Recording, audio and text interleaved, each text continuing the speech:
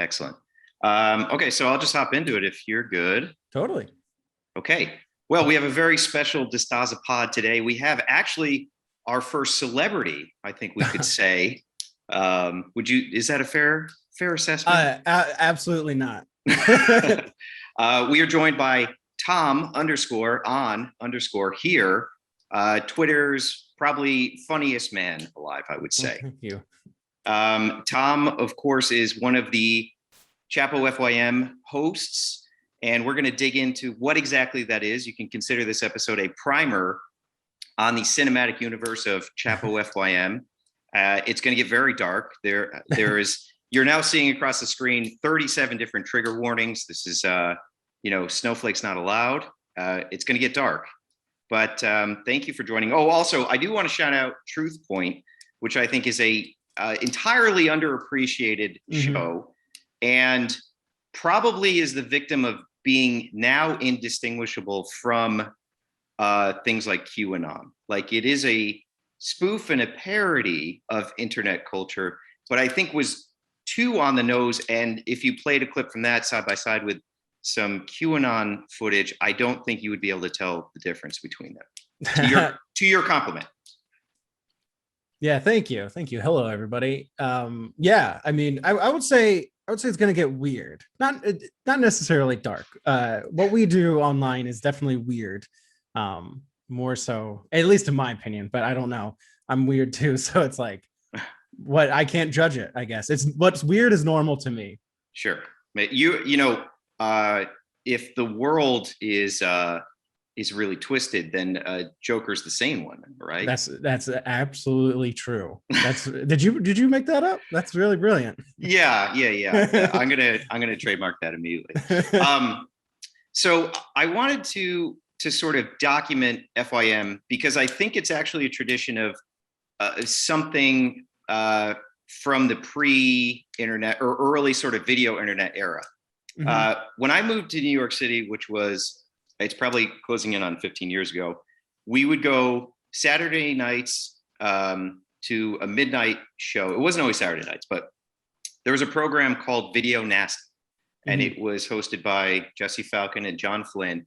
And they would show just the craziest clips, usually from VHS tapes, like Ricky O, which is like that famous GIF where the guy's head splatters, gets clapped together.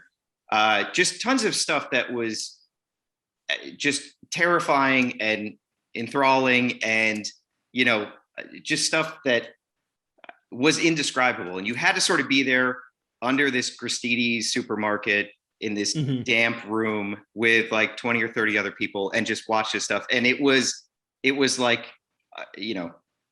it was eventually what became, I think, YouTube, and specifically you guys, because your programming, is it twice a week? I think once you have one Patreon video, you have one public video. Yeah. So the Patreon, when we do the Patreon, we have once, maybe twice a week, and then up to like at a minimum once a week. Try to do twice a week when we can, and then we have our Sundays on Twitch where that's dedicated to watching all these videos for a few hours. And we also throughout the week will watch videos, and then on Fridays during the afternoon I have what I call quote unquote Freak Friday, and that's where like we just watch anything we can and do whatever. Yeah. So the you and the FYM guys, you watch just the most absurd, most insane videos from YouTube, and you get viewer submissions, mostly on the Patreon side of things. Yeah. And that's what I think, people need to like start following and watching religiously, because you have discovered just unfathomable things. Like you're peering into the abyss. There is now an entire rogues gallery of different nemesises and nemesi, I guess. Just so many weirdos. But I want to start at the beginning, and I'd love to hear how the sort of current FYM team came together. Obviously, this started on twitch.tv/ChapoFYM. But like, who knew who, and how did the team get assembled? Basically, we knew each other from Twitter. Michael and I started gaming with each other after we started talking on Twitter and like being friends. And like he's been, decently big. Michael J. Hudson was his old name. And then he's had a big following. Felix had a big following. And so Michael and I were talking online. And that's when we became friends. We were both finding guys on Facebook and just posting them because it was funny. And we had that in common. And Aaron was doing similar.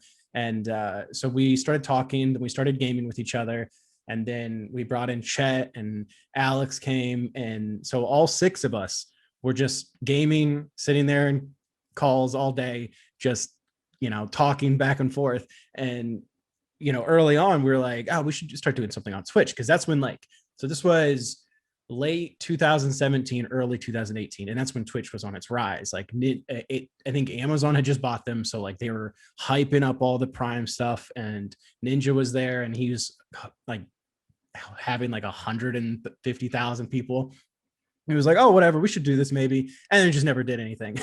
And then Chapo Trap House, the podcast that Felix is on, they actually got a channel from Twitch and none of them aside from Felix game. And so Felix was like, hey, like, I know we've been talking about this. What if like we just give the channel to you guys and you do it? And so from there, that's how we got started on Twitch. But yeah, aside from that, like we were just sitting around gaming with each other and, we started getting some of us like getting more followers and stuff on Twitter and just sort of getting bigger on that medium. But then, so yeah, it was just that. And it was like May 2018 is when I think the official start date of our Twitch stream. So it's been over 3 years now. And did any of you guys know each other in person or this is solely virtually at that point? Solely virtually. We did end up meeting October 2018. We all flew into Detroit for the Chapo show. And so we all met up there, except for Alex. But then we met Alex at our friend Keith's band, Every Time I Die. They do this big event in December called Tid the Season. And so we all flew in for that. And so we've hung out a couple times. That's great. But yeah, no, it was all virtually. But I guess like it's weirder. It's in this day and age, whatever that saying means, is like it's sort of the same as being together when you're just in calls all day long, just talking to each other. Like it's sort of, I don't know. There's no real big difference than like as soon as we met, it felt like, I've talked to these guys every day for months and months on end. So it was just like normal. And I guess you guys sort of were like pandemic proof ahead of schedule. Like you already had it all sorted out. Yeah. So that kind of worked out, I guess. So when the pandemic hit, like we were all pretty much working from home. And so Michael has a Patreon that he does, patreon.com/Eminem Obama, always plug him, where he posts a lot of funny stuff. And Alex was working, Chet was working, and Aaron was working, and I was the only one who I was just Twitch streaming full time because my wife was working full time and she was getting her PhD. And so I was like, well, I'm gonna just take care of everything at the house. I was working before and the stream brought in more money than I was working or more than I was getting at when I was working retail. So I was like, all right, well, I'm going to take care of everything at home. And so you can just focus on doing all this stuff like you want to. I told her to not do both, but she was determined. So so when the pandemic came, that's equal footing though. Twitch streamer PhD. That exactly right. same amount of education, same expertise. Mm-hmm. Thank you. She's more impressed by what I do than I am. But yeah, so when the pandemic came, we were kind of, I guess, uniquely prepared for that. And just being able to sort of work from home and deal with that already. Absolutely. Even if like some people's work got paused. I was trying to think of a way to like frame the team's sort of strengths. If somebody's never watched this, it is a lot to follow. There's a lot of history to get caught up on. There is. And it takes a while to kind of figure out who's on the screen and what these guys do best. So I thought maybe the best way to do this is if you could say which Dark Souls or Soulsborne character each of your co-hosts is most like. And I think I got one figured out. Okay. I would say that oh God, I'm totally blanking now. Low in option. Alex, yeah. Alex is Patches. I think that is probably the most adept, because I could see him kicking a fool over a cliff. And you know, I think that he really goes for the jugular, and that's what I like about his humor, you know.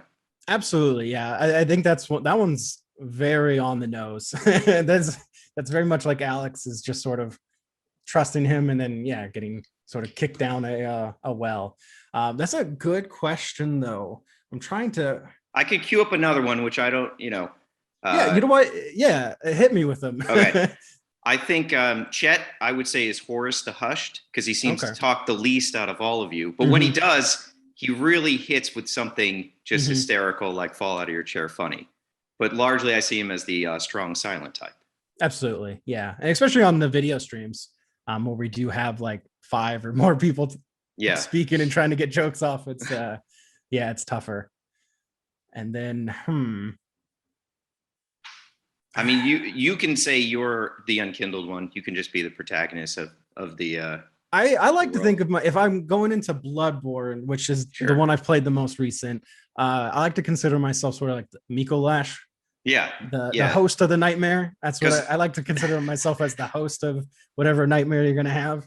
And also your chastity cage. Well, that's true. Yeah. That totally makes sense. Huge in my life as well. Which is a big thing for my streams on Friday. Yeah. Making sure, you know, you keep it locked up. I mean, there's so many. We got Gray Rat. I don't know if anyone applies to him. So I think like the Father Gascoigne, or however we pronounce it. I think it's Gascoigne. Gascoigne, you're right. I think that's like Michael, just been around since the beginning, seen it all. And can go beast mode. Yeah, absolutely. And then Aaron would have to be somebody strong, right? I think he can deadlift the most out of anybody. He has set personal records. Maybe like maybe Yorm the Giant. I don't know. There's a lot to work with there. We can also sort of leave this here, because I think when we talk about the rogues gallery of ChapoFYM, there's a lot of applicable freaks and monsters. Those are definitely the bosses for sure. And a few of them in particular. So moving on to that, I really had a hard time narrowing this down to just a couple key people in the mythology that, you know, that sort of, if you're a new viewer of FYM, you want to go back and watch the progression of these as sort of main characters in this Chapo universe. And I think that I usually, when I'm introducing somebody to ChapoFYM, I go for Mead Skeleton. I think that's like the easiest entryway. So why don't you unwrap for us what makes this YouTuber just captivating in a very twisted way, I guess. It's Mead Skeleton is interesting because everything about him is fascinating and captivating. He is a racist, a homophobic, sexist, transphobic, alt-right guy from Virginia, and he is also obsessed with musical theater, and he's obsessed with like this level of fame and posting online and making these videos that like 100 people just hate watch and just harass him. And was it during the pandemic when they were taking down all the statues, he was trying to defend the statue, and someone, like, people were yelling at him, and he just started immediately crying. He was taken away by the police. Someone poured a bottle of water on him. He's just overreacting, throwing up his hands. Oh, but he talks like Snagglepuss from. Yeah, exactly. Like Snagglepuss mixed with like Foghorn Leghorn. And he's made these videos where he's talking about like a dream wife, and they have separate rooms, they have separate beds, and they don't ever become intimate with each other. And he's a very repressed man. I think is the nicest way I can say that. And he's just got issues upon issues upon issues. And it's just oh well, it's this person's fault, it's this group's fault, and he just makes the most hateful videos, and like you really want to feel bad for him because he's obviously come from a background of very just repressed and anger and all this, but then he just makes the most evil video, and you just got to laugh at him and just want to really wish bad things as well. Yeah, it's tough. I think everybody sort of, and this is a point for later on, but there's this line between, disgust and like, God, you have to empathize, even just the tiniest bit. I think that's what the phrase quantum of solace means. It's like the actual minimum you can empathize with another human being. Yeah, absolutely. It does get thrown out very quickly. As soon as you start watching his videos, whatever empathy could possibly be there gets thrown out, and then occasionally gets brought back in. But I mean, he's just a friendless loser who just makes YouTube videos. It's just, what makes him unique is his affinity for recording his songs about horrible stuff. And, he is just, you would watch his videos, and if someone showed them to you, you just assume it was a parody. This is someone making fun of a character. Like, it's a Tim and Eric's. Exactly. Skit. Yeah. And that's very common how you feel when watching a lot of these videos that we watch, is that it's like, well, it's not real. It can't be real. Like, someone can't possibly be doing this. Someone can't possibly recording themselves and posting it online for someone to watch. Like, there's no way someone in their right mind would do this, but they are doing this, and just unprompted. So it's very interesting. Yeah. I think Mead is a good sort of starting point, and there are some great compilations that you guys have on YouTube of Mead and his trials and tribulations. The next entry, who I actually have even less sympathy for than Mead, is Rabbizoid. Oh yeah.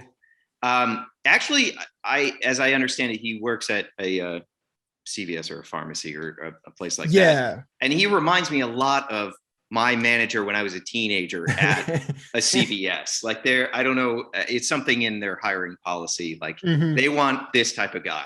Yeah, they need someone that has the least amount of power, but also thinks they have the most amount of power and lords it over you and dresses in the shiniest shirt possible. Yeah, Rabbizoid, completely detestable. You can't even feel like if whatever sympathy you have from Mead and his upbringing and whatever has truly warped him, you don't get that with Rabbizoid.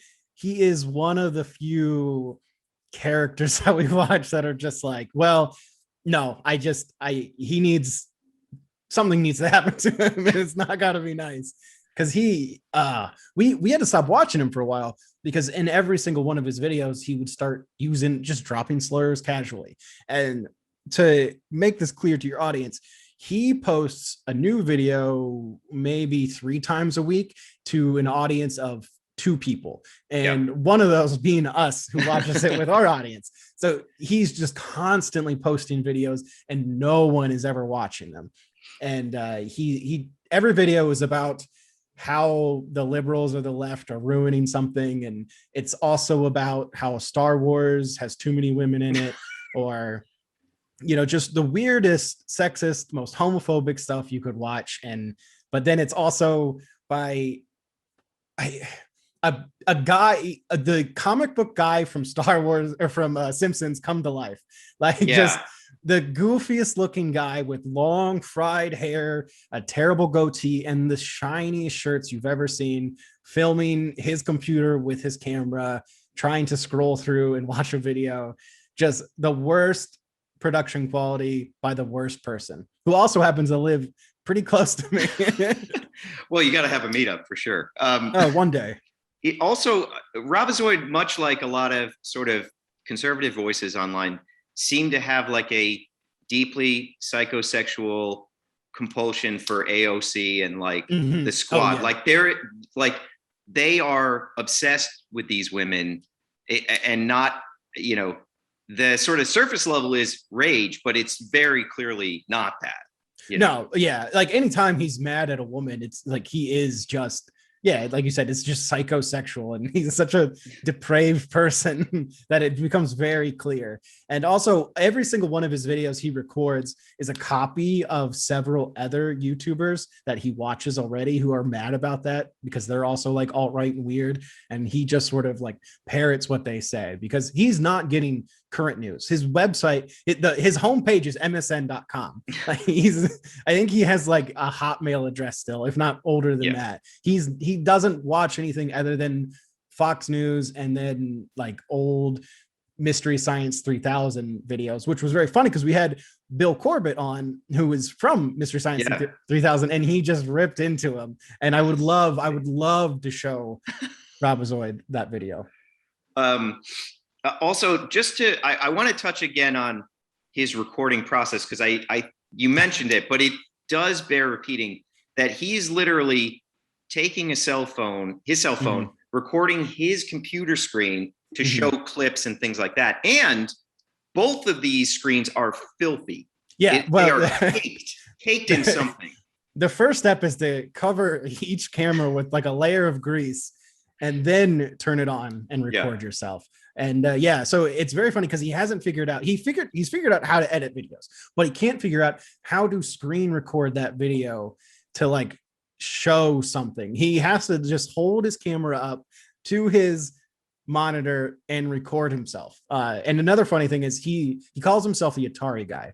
And so he loves Atari. Well, he doesn't even love Atari games because he sits there and complains about them, but that's the only games he plays and he's really bad at them. And so he'll sometimes do like a let's play and he'll either just set it up so it only records him on the side. So you just watch him play, or it'll be showing his like CRT screen and it's just very blurry and you can't see anything that's really happening. So it's a unique technique that once again just seems like this is a person doing a bit. Like this can't be a real person, but no, he exists and he's out there and he's bothering somebody at a Walgreens.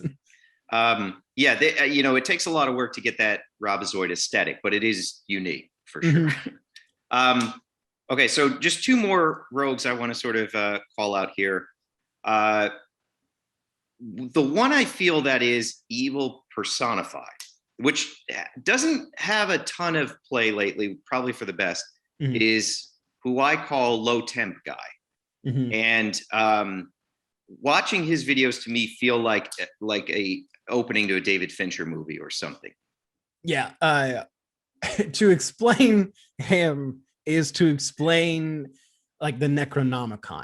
It's you can't put into words. Yeah, exactly. Lose sanity. To explain to the audience, he is a guy who is just a truther for everything. He's a conspiracy theorist and he's been on like different YouTube talk shows and stuff. But his biggest thing that he does is he cooks everything in a very low temperature. So he gets a pan hot and then we'll put like a bunch of ground beef in it and then turn off the heat for the pan and let it sit there for like 20 minutes. And then he goes there, it's considered cooked, and he kept all the nutrients inside of it and eats it.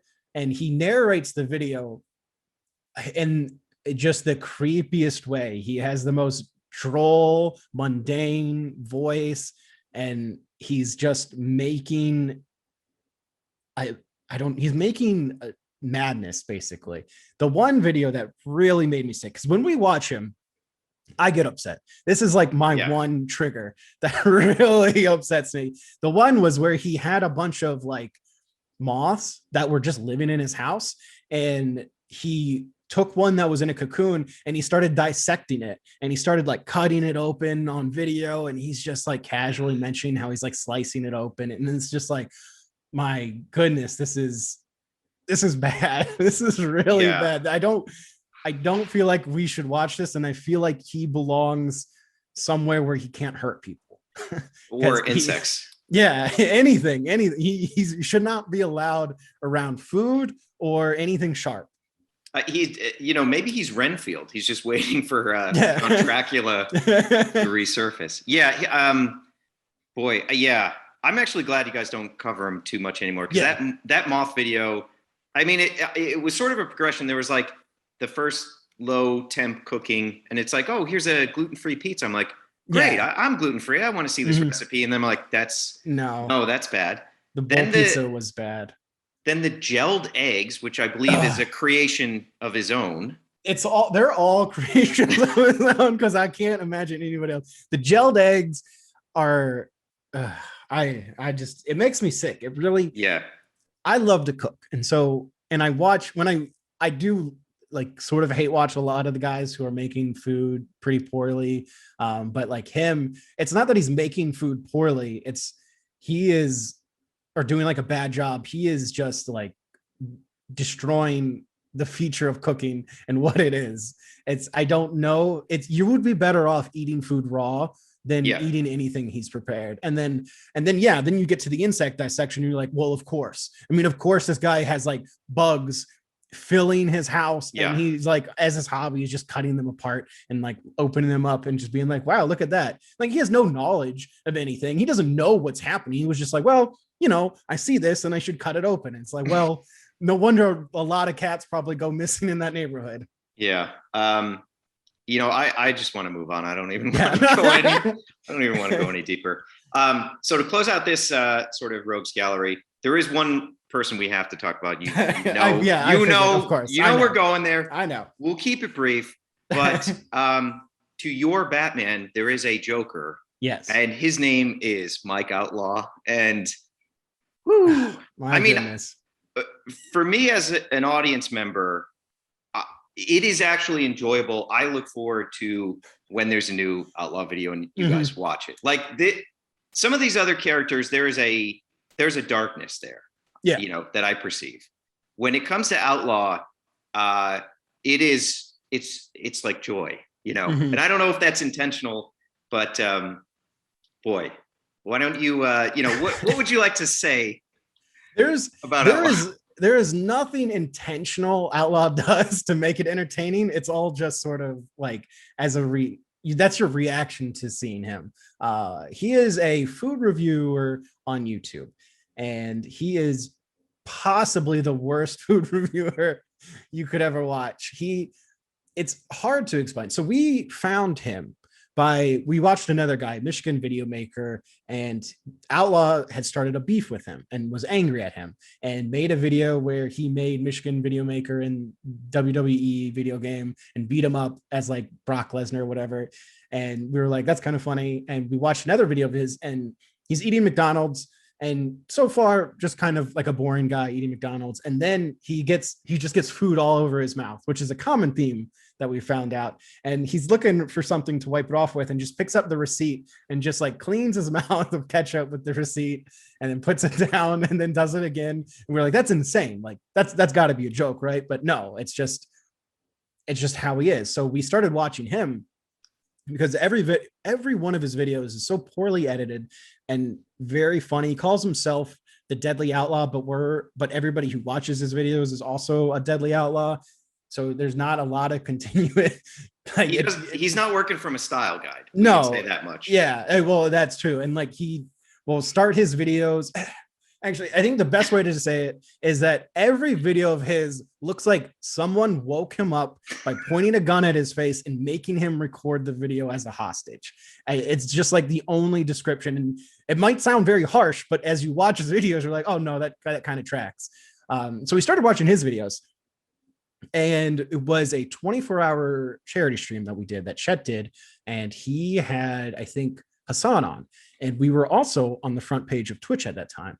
And they were watching videos, and they watched Outlaw. And Outlaw popped up, or like Outlaw's friend saw that and was like, oh, like you're on this Twitch stream that has like 12,000 viewers at the time.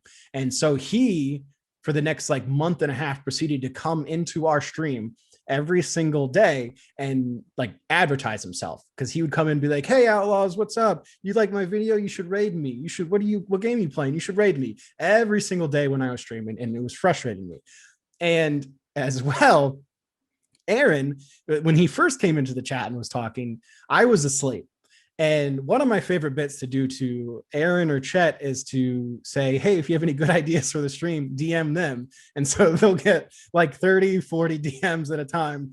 And, and they have to be nice and be like, no, Tom was just messing with you. And it's funny to me just to sort of make them feel uncomfortable. And so Aaron really got me back by saying I was in charge of booking for FYM. And so he gave Outlaw my Twitter and my Instagram. And I woke up in like a cold sweat at 3 a.m. that day. And I was like, I don't feel good. And I checked like my phone and I saw I had a DM from him on 2 different platforms. And I was just like, yeah, this is not good. And I went back to bed, and when I woke up, I talked to them about it. They're like, oh yeah, he came into the stream. So I gave him your info. And I was like, well, that's fair enough. So he thinks he's a beef with me because he thinks I'm the leader, right? And so he keeps coming in every single day. Can you host me? Can you host me? Can you raid me? And finally, I just got sick of it. We actually had Derek from TruthPoint on, and we were watching videos, and he came in and he was begging for us to raid him. And so I just banned him from the stream, and I said, be gone, demon, be gone. And I made the mistake of what I've said on other streams, but to me, he has the brain of a dog, where he sees other people like you would see a dog like watch someone and like they would try to imitate it, but like they can't quite figure out what to do. And to me, that's what he is. And so I finally banned him. And he was starting DMing other people and was like, I'm having a heart attack. I'm having a heart attack. And it turns out like he just drank an energy drink and had heartburn, which is also a common theme. He's had to Google why ice cream and pizza makes your chest hurt. And so someone was like, oh, he's telling me he had a heart attack. And I just laughed. And then he got very mad at that. And so he was making videos about how I'm a bad guy. And he kept promising that he was going to make videos. And then our other friends, Eat Shane, another Twitch stream, said they supported Outlaw and they created the hashtag Outlaw Strong. And so he sort of glommed onto it and was tweeting that out. And this was beginning of March. And then he, every day for about 2 weeks, he was saying he was going to make a video of me and didn't for about 3 weeks. And then the video was that I guess he called me, I think that's when he called me Five Guys Tom, and they're on his channel. There's several videos on his channel. And so he called me Five Guys Tom because we have 5 guys on the stream. It's very funny to him for whatever reason. And when I called him a dog brain, he said I had the brain of an ant because he just immediately went to an animal that's smaller. And so he has mentioned me, I think, in almost every video he's made since then. It's weird to have this like YouTube guy just follow you around all the time and harass you. Recently, he had celebrated a birthday, his 42nd birthday. Meanwhile, I'm sorry, I feel like I should have said he's in his 40s and doing all of this, making these food review videos to an audience that just absolutely despises him. And that's not even our audience. There's an audience of teens that go around and harass him and dox him and just bother him constantly. And then none of them are associated with our stream. They tried to when he first came in, and I had to ban them all because they're just little weirdos. But so he makes these videos, and I don't know. It's like you're just watching them. He gets food on his face. He stares at the camera. There's these weird cuts. It all just feels surreal. You watch one of his videos and you just feel out of it. It makes you physically, emotionally tired. But they are great. They are very funny videos to watch for that reason. I think there's 2 points that can kind of surmise Outlaw and his Orv, let's say. One is that in the intro to every video, amongst other funny stuff like errors that he leaves in the intro, there is a cartoon drawing of what appears to be an African-American bald man. And that is supposed to be him. That's a big question mark. Doesn't really... Inexplicable, what anything means anything. Yeah. So yeah, he's got like this image, this like drawing he paid someone to do, and it's just a bald guy with a goatee. And I guess it's supposed to be him, but like he's never been bald. He's not bald. He does have a goatee at times, but it makes no sense. Just like everything else in this video. It looks like Shamar Moore. Yeah, you're right. Yeah, like an uglier Shamar Moore. Like someone tried, like a 12-year-old tried to draw Shamar Moore. Yeah, exactly. And it's just like, why do you have that? Is that the outlaw? Who was the outlaw? Everybody's an outlaw, but you are too. It's right. Strange. And then the other very telling moment, which I think may have happened more than once, was him wiping his face with a receipt. Yes. Which yeah, that happens a lot because every time he eats, no matter what he's eating, he's getting food in his beard, his goatee, mustache, whatever, all over his face. So he's constantly trying to figure out like, what do I wipe it with? And he never comes prepared with napkins or anything. So it's either his hand, which he then proceeds to lick, or like a receipt paper or whatever is close to him. It's like, man, if this was your first time doing it, if this was your very first time, I'd give you a pass. Maybe even like 10 times out of all your 300 videos, sure, whatever. But every single video, he doesn't come prepared. And it's not like he's eating restaurant food or like, I mean, McDonald's gives you napkins in the bag. Like, you don't need to use the bag. You have to go out of your way really to avoid them. Exactly. Yeah. You have to go out of your way to do this. Like, it's wild to me. I don't understand it. Yeah. Well, I think that's a good point to transition into probably one of the more, I don't know, stark and disturbing trends out there on Twitter. And this is Horny Guy Twitter, which 90% of your feed lately is you reblogging horny Deadpool, many horny guys and their sort of tweets. And I guess my question to you is, do they think by posting this stuff, and maybe you give us a couple examples, do they think they're going to attract mates or the attention that their tweets are about? Like, what is this about? Yeah, absolutely. I mean, it's a combination of being bored and also the most horny you could ever imagine. It's weird. It's like they're all stuck driving, but like nobody else is in the car and they're just constantly playing with themselves. It's another thing that's pretty inexplicable. And you're just like, why are you doing this? And they're all older. They're all in like their 50s or 60s. And they all have kids as well. And they'll post about their kids, but then they'll also like post about like, just the grossest stuff. One of the being is like, obviously, like Jamie Sweaty is a big one, who has me blocked on 2 accounts because he was also posting very racist stuff. And he was a guy that all of his feed was 70% like, I'm horny and I need, if I don't. Let's make a important distinction. Yeah. He's a grandfather. Well, that's true. Yeah. He's a grandfather. He is a grandfather. His granddaughter and his daughter, I believe, live in the same place as him. And he lives in the basement with his wife, who I didn't think actually like existed for a bit, because I was just like, I hope not. I really hope not. I feel bad for her. But 70% of his posts are just like nasty junk. Like, I think the funniest one that I would have read on stream was the one where he's like, I love to fuck start her head, which is just so vile, so disgusting.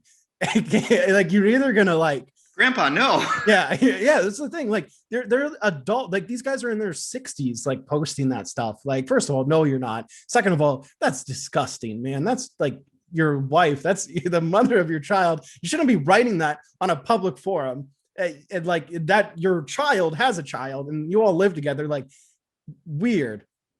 And then it's 20% like posting stuff like horrible things like Black Lives Don't Matter, just saying that out loud. And then 10% of like, my wife hates me and we don't get along anymore. Ooh. So it's just the nastiest, vile timeline that you can see. And it was very funny to retweet a lot of those. And then people got mad. And then I got really mad at him one day because he was posting something racist. And one of his key things is always reposting the same pictures. And every picture he has a beanie on, and he never shows the top of his head.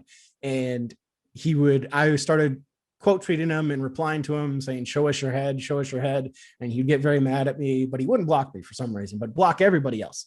And then someone sent me a picture of his head. And the thing is, he was blaming that he got into a car accident, that his ear was mangled and all this. And I said, bullshit. He's a liar. He lies on his page every single day. And then someone posted a picture like that he had posted and his head was fine. It was completely fine. It was just bald. Like, he was just a normal bald guy. And so I retweeted that. and quote tweeted and was laughing at him, and then he finally blocked me for that one. But yeah, he's just a liar and just a really weird, horny old guy. That's I think he's sweaty Jamie now because he lost his phone and couldn't figure out his password on Twitter and said Twitter banned him, but like his old Twitter's still there. So he obviously didn't get banned. He's just very stupid.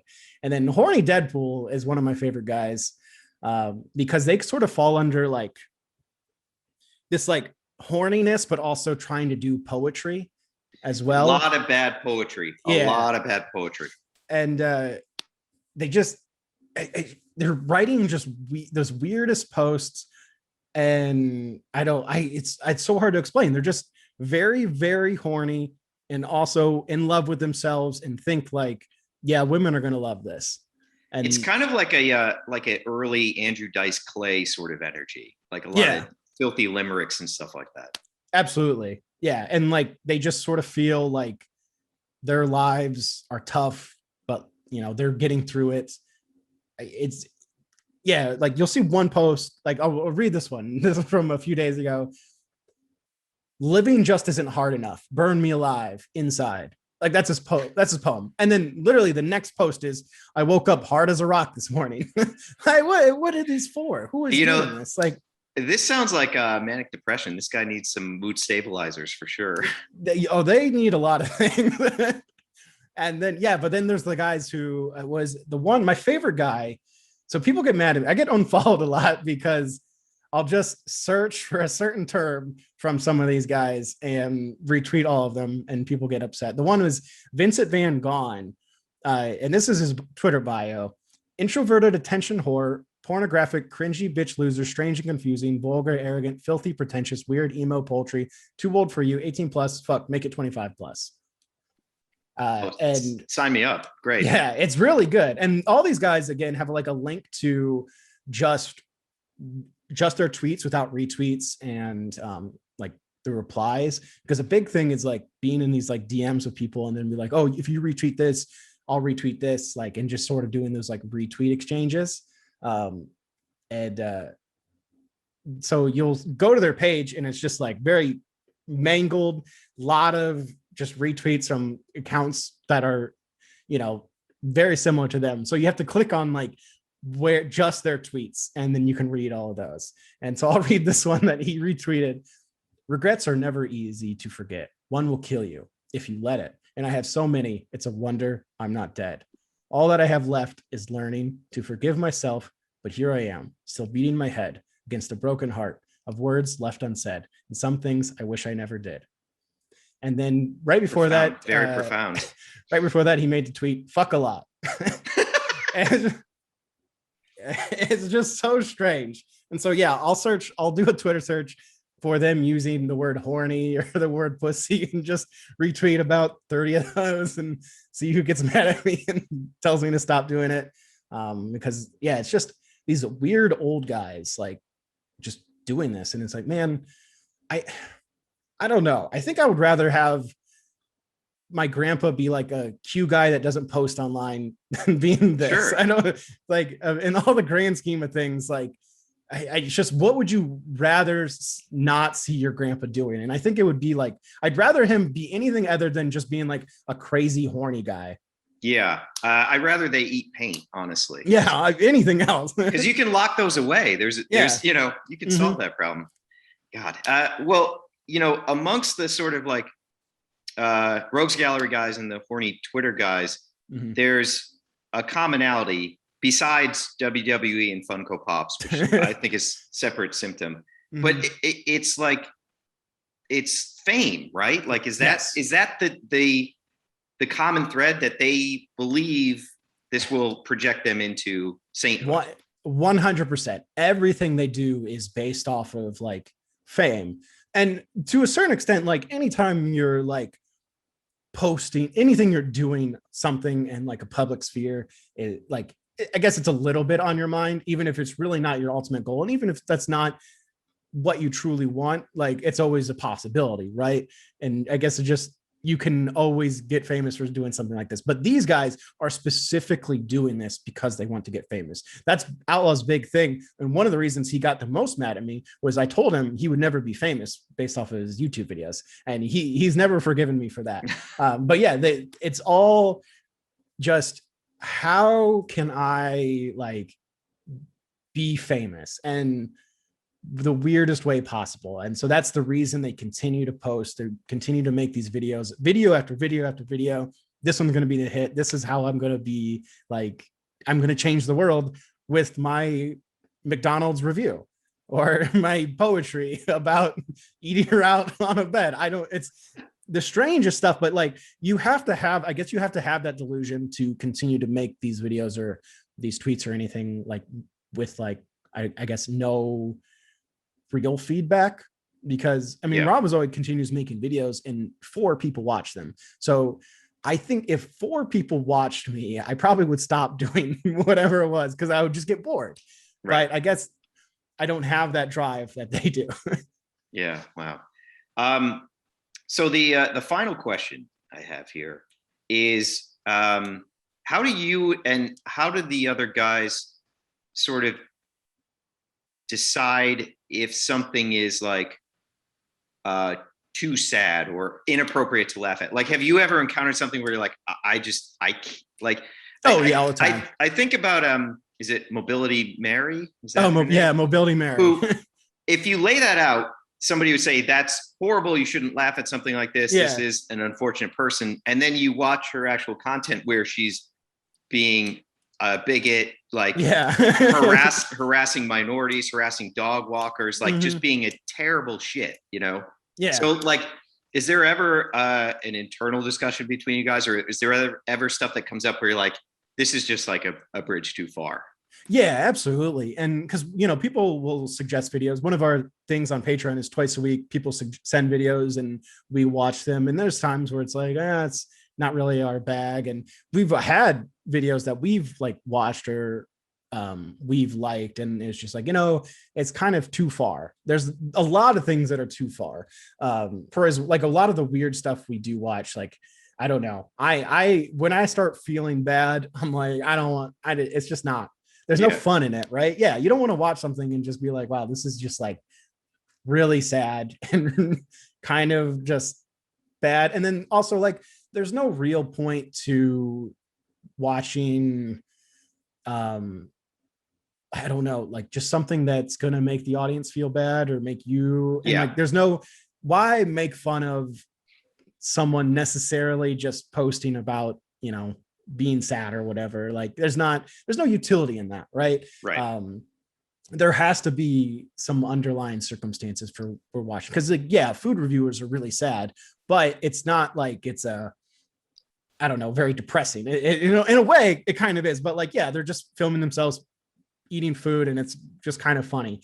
But like, I don't know, there's a lot of videos where I've been like, we're not watching that. And everybody else too. Like there's definitely a mutual understanding of like, you know, what we can and can't watch and make fun of. And like, there's a line you can cross with anything. Right. Sure. So you just have to be aware of that. And, you know, I think we do a pretty good job of at least not crossing our own internal lines and knowing what is okay to make fun of and what's not okay to make fun of. And there's guys we watch, and then don't get me wrong, there's a lot of guys we watch that we love and like we just enjoy their content and stuff. And Arcade Matt, I love Arcade Matt. They know nobody else does, but then like Steve is a guy that we love to watch, and you know, he's just very funny but like, you know, just not, he doesn't necessarily know he's funny, but he's just kind of enjoyable. And his videos are like 30 minutes long, but him ranting about daylight savings time every single year is a very good bit. And it's just funny. And it's just kind of like this pure wholesome energy. The Faded Family is great. But like, I think one of the big examples, we watched this guy, Black Metal Vampire. I don't know if you remember him. He's this like, he's like 19, 20 or whatever. And he's just, every early video of him was just like sitting on the toilet or in his bed filming his feet and just like playing with his feet, and you just listing like 10 favorite like goth comments or what, just the 10 favorite South Park characters. And it's just very funny. And like, he's kind of in this gross room. And then he started making videos about like the evils of Antifa. And then he started making like comments that were like, all right, that's not good. And that's a very objectionable. And I think we just kind of have to stop watching him. So we've had that times where we've had to talk and be like, yeah, I think we're just kind of done with that, because at a certain point, it's just not good. Yeah, definitely. Excellent. Well, why don't you give us the breakdown of where people can follow and subscribe and Yeah, watch? totally. On Twitch, twitch.tv/Chapo Trap House. That's our account. And then patreon.com/ChapoFYM. We're also ChapoFYM on Twitter. You can follow the podcast or the Patreon. We upload at least one video a week. Usually try to do more. And then on Twitch, we stream Wednesday every day. Basically, you'll find us on there, but our set schedule is like Wednesday night, Friday afternoon, Friday night, and Sunday night. And we do videos pretty much every single day. So, but we also play games. Yeah, and Mike is the master at what is it? Street View? Is that the name of the GeoGuessr? GeoGuessr, yeah. GeoGuessr genius. So if you enjoy staring at a map and finding places, watch Michael during the day and early morning, and like, he's insane. Highly entertaining. Yeah, for sure. Awesome. Okay, thank you so much, Tom. Of course. Thank you for having me on. Appreciate talking about my rogue gallery.